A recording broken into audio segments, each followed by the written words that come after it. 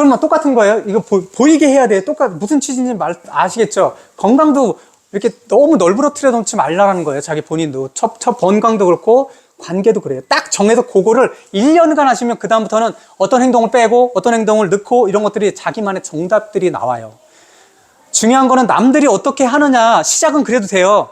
근데 투자도 그렇고, 건강도 그렇고, 관계도 그렇고, 나만의 것들이 선명해지고, 나머지는 이렇게 하나씩이 상쇄되는 것들이 있어요. 그래서 내 거가 생겨야 돼. 내 거. 여기서도 봐요. 보이는 돈, 뭐냐. 그래서 딱 정해주려고요. 이런 게. 저는, 나중에 다른 사람들이 어떻게 하면은 그러면 경제적으로 좀 유리할 수 있어? 경제적으로 안정적인 방법? 그래? 그럼 10% 안에 들자. 우리나라 40대, 50대가 좀 다르지만 10% 안에 들자. 그러면 얼마예요? 순자산 9억에서 12억, 10억 정도면 10% 안에 든다. 그러면 10% 안에 들면 적어도 경제력 때문에 그게 가정의 행복이 휘청돼? 그건 아닐 거 아니에요. 그럼 10% 어떻게 만들 건데, 10% 어떻게 될 건데, 순자산 10억을 어떻게 만들 건데, 순자산이라는 것은 내가 빌린 돈을 다 제했을 때, 여기에는 자산도 들어가는 거고, 아니면 현금도 들어가는 거고, 여러 가지 다 합쳐서. 그래서 순자산 10억 되는 거예요. 그 중에 반드시 뭐가 있어야 되고, 금융자산 4억을 반드시 포함해라. 왜 금융자산이냐면 이 금융자산은 현금 흐름이에요. 주식으로 가져가고 있다, 배당이 나올 수 있죠. 채권으로 가지고 있다, 이자로 나올 수 있죠. 그리고 이거는 언제든지 쉽게 뺐을 수 있잖아요. 완전히 현금이라고.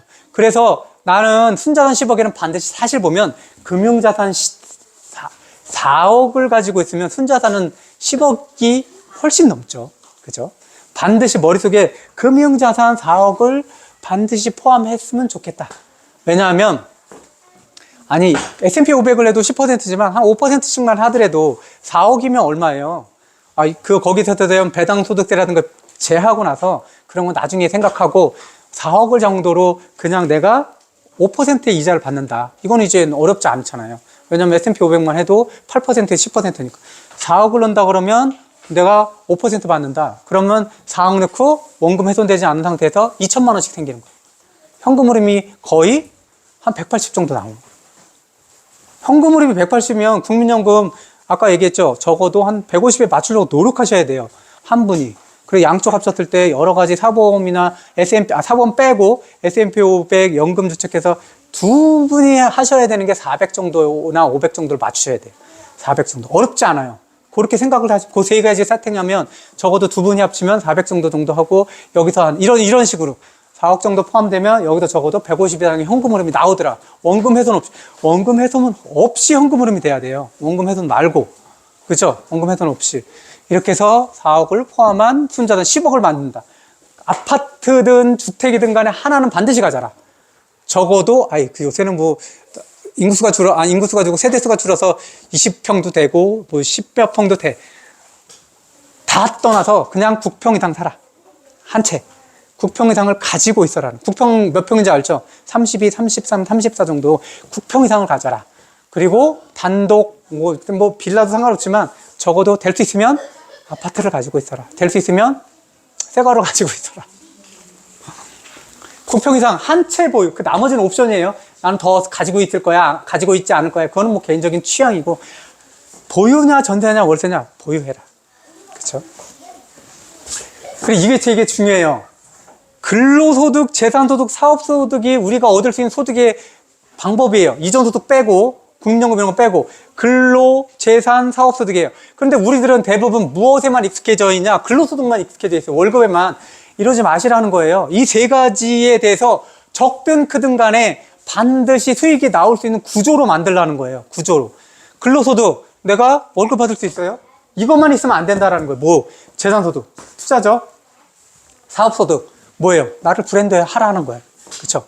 나를 브랜드화하라는 거예요. 다시 이 세 가지에서 모두 수익을 얻는 구조로 만들어라. 근데 나중에 이런 게 있어요. 나중에 재산소득과 사업소득이 많아지면 이거 뺄 수 있어요? 없어요?